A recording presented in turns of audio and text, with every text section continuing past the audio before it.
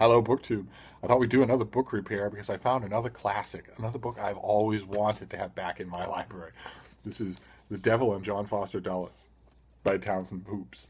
And it's a 1973 biography of the great and terrible Secretary of State, Alan Foster Dulles. And as you can see, the book has a few rough edges. It's not nearly as bad as some of the ones we repaired here, so it won't be hard to do. The first thing you do is take the dust jacket off, because the book itself is physically as new as the day it was made. So you take the dust jacket off and fold it down, face down, because we want to see where the problems are and fix them. And we are going to fix them with priority mail stickers that you get free at the post office. We're going to use those to shore up the frayed edges of this dust jacket, just along the line like that. Can't even see it from the other side, but it makes a world of difference in making the book strong enough to last, the dust jacket strong enough to last as long as the book. Sorry, these stickers are a bit of a problem sometimes for me, due to a little thing called neuropathy that I hope none of you ever experience. This one doesn't need much. We'll just do one more here. You want the basic framework of the dust jacket to be in as good a shape as possible before we start to repair the dust jacket itself, because once we do that, you won't have a chance after that. All right, so that's done, and now we want to shore up the dust jacket itself. Townsend Hoops was, when he was a young man, he was in the Truman administration, and he became a fixture of Washington politics, stayed in the city forever, and worked in other administrations. I think the highest that he ever rose was in the LBJ administration. He was a caustic, powerful, sharp-minded guy. The type of person who, no matter what his rank was in any meeting, the person running the meeting, even if that person was a president, would quickly make a mental note to have a word with him when his boss wasn't around. He was that kind of guy. So it was with a heavy heart, a trepidatious heart, that critics approached him writing a biography of John Foster Dulles, who was exactly that kind of person himself. He was a preacher's kid from New York, and he was a vicious operative on Wall Street, and so firm in his personal and ethical convictions that he was often mistakenly considered a religious zealot. And when he became Secretary of State, at a time that, absent the present day, I don't think that recent memory has seen anything more perilous and more complicated. And he came up with a whole bunch of approaches to that very complicated world. The world, the Soviets trying with intimidation and what we would now call soft power, and also outright military force, to expand the domination of communism. That world was extremely complicated. It was full of secondary and tertiary players, most of whom who didn't know each other, and the greatest power in the world, the leader of the free world, America, at the time, was led by a man, Dwight Eisenhower, who was not complicated. In fact, he was simple. Now, a bunch of revisionist biographies have lately made the case that he was less simple than he appeared, and I'm willing to take that on face value. I'm willing to read those things and say, okay, convince me.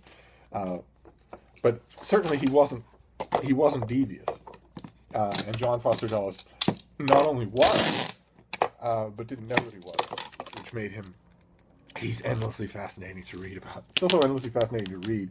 I would love it if there were some way that we could read a book of his State Department related writings, but I think any publisher would think there'd be no interest, no audience for that. But anyway, the idea that started to grow, it started to germinate in Eisenhower's administration, was that, this communist bloc is there, they're really powerful. We don't want to be enemies with them because that would mean nuclear war. So we must find a way to be friends with them. And John Foster Dulles he was never strident, so he never actually said this to Eisenhower or anybody else. But his conviction was, no, you don't make friends with the devil. You can find other things to do, but you don't make friends. And he pretty much invented the idea that came to be known as brinksmanship, where you've got these two huge powers, and they each possess doomsday weapons that they don't want to use because it would mean the end of the world, and you can't rule a cinder, as the phrase was at the time.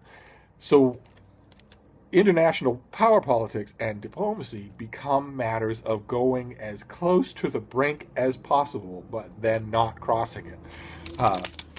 And it was viewed by proponents and opponents alike at the time as an incredibly dangerous way to do international diplomacy.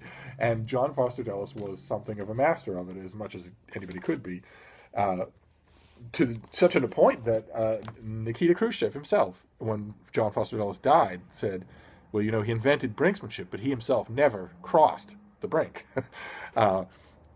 And Townsend Hoops has, towards the end of this book, it's an angry book. It's not completely cold and objective. And towards the end of his book, you can hear him sort of quietly moralizing about how wrong brinksmanship was, and how, we have détente, and we have the possibility of more than détente, and we should grasp at it, and weren't these barbaric days, and aren't these barbaric ways of thinking, and isn't there compromise to be made here? And you can see why. Him writing, in the wake of the Vietnam War, you can see why he would think that way.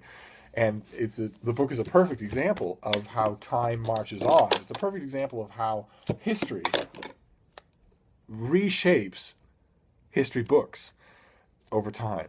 Because John Foster Dulles came up with brinksmanship and his idea of international diplomacy in one era.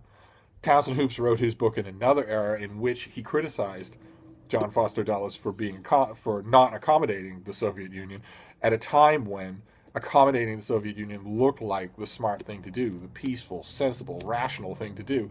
And 20 years later, 20 years after he wrote this book, that all of a sudden reveals itself. History moved on, and it proved that on one level, John Foster Dulles was entirely right. The Soviet system simply had to be waited out. It had to be beaten, not accommodated.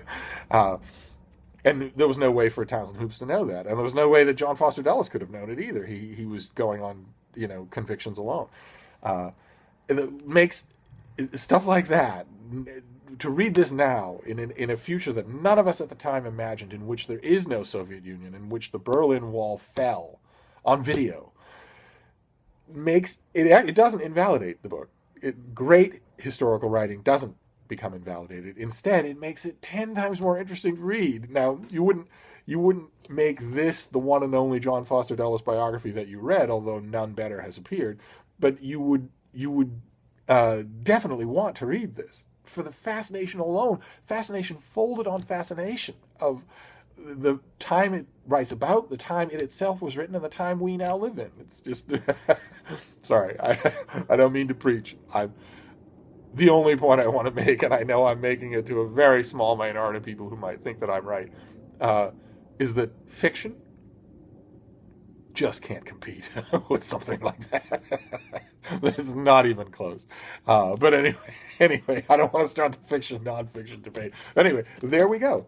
There is The Devil in John Foster Dulles, and it is now tough and water resistant, and no need to take the cover off. So you've got this bright red cover on the subway, and there's another book repaired. Thank you, BookTube. Sorry for the tedium.